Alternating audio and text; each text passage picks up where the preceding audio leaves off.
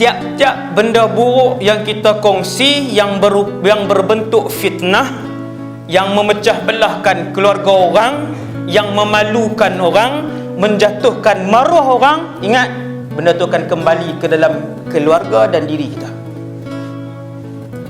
Yang ni kaedah hidup.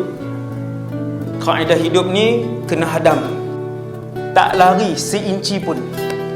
10 kali kamu masukkan kegembiraan dalam hati orang, Allah pencipta alam ni akan bayar balik 10 kali, Islam ataupun tidak Islam.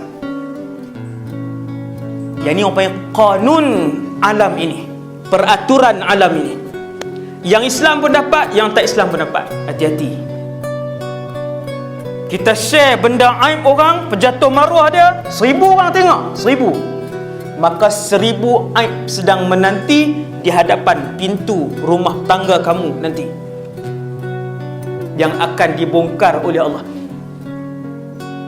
Teruk tak masyarakat hari ni? Teruk. Tak kira kawan ni share, kawan ni sebar, tak kira aib siapa, semua pakai kongsi. Lepas tu apa jadi? Kekeliruan dan